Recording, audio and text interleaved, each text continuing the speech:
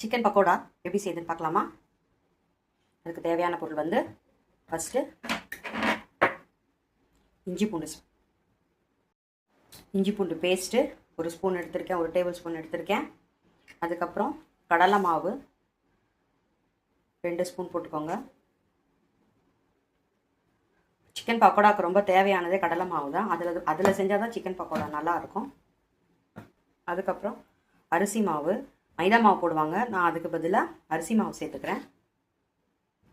ஒரு 1.5 ஸ்பூன் அரிசி மாவு போட்டுக்கோங்க. கொஞ்சம் மஞ்சப்பொடி, நான் மஞ்சத்தூள் போட்டு கழுவி தான் வச்சுருக்கேன், அதனால் கொஞ்சமாக மஞ்சப்பொடி போடுறேன். 1 ஸ்பூன் வெறுமிளகாய் தூள், கலருக்காக 1 ஸ்பூன் காஷ்மீரி மிளகாய் தூள், அப்புறம் கொஞ்சமாக உப்பு. சிக்கனுக்கு எப்போவுமே கொஞ்சம் உப்பு போட்டாலே போதும், கரெக்டாக இருக்கும். பத்தலைன்னா நீங்கள் போட்டுக்கலாம் திருப்பி. கொஞ்சம் தயிர்.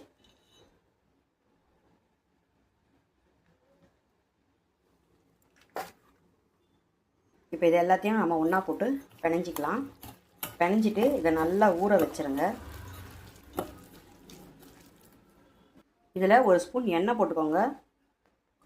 எண்ணெய் போட்டுக்கிட்டிங்கன்னா அந்த காரம்லாம் கொஞ்சம் அதில் நல்லா ஊறி இறங்கும். எண்ணெய் போட்டு இப்போ நம்ம நல்லா பிணைஞ்சிக்கலாம்.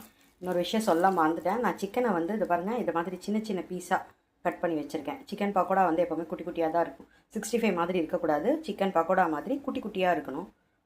நம்ம இந்த மாதிரி பிணைஞ்சி ஒரு அரை மணி நேரம் நம்ம ஊற வச்சுக்கலாம். ஊற வச்சுட்டு நம்ம எண்ணெயில் போட்டு பொரிச்சு எடுக்கலாம். சிக்கன் பக்கோடா பொரிக்க தேவையான அளவுக்கு எண்ணெய் ஊற்றிக்கலாம். எண்ணெய் நல்லா காஞ்சிடுச்சு. இது நம்ம சிக்கனை போட்டுக்கலாம். அதில்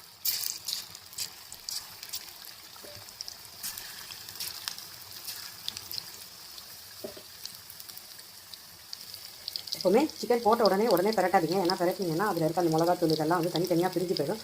கொஞ்சம் நேரம் நல்லா ஃப்ரை ஆனோடனே நம்ம திருப்பி போட்டுக்கலாம். இப்போ திருப்பி போட்டுக்கலாம். பாருங்கள் எவ்வளோ அழகாக எடுக்கவும் வருது, திருப்பியே நம்மளால் போட முடியுது.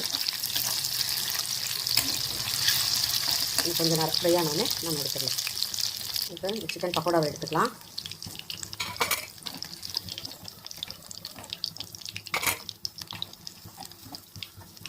எங்கள் வீட்டு ரெசிபி எல்லாம் ரொம்ப சிம்பிளாக தான் இருக்கும், பட் எங்களுக்கு பிடிக்கும். நீங்கள் செஞ்சு பார்த்துட்டு உங்களுடைய விருப்பத்தை நீங்கள் சொன்னீங்கன்னா எனக்கு தெரியும்.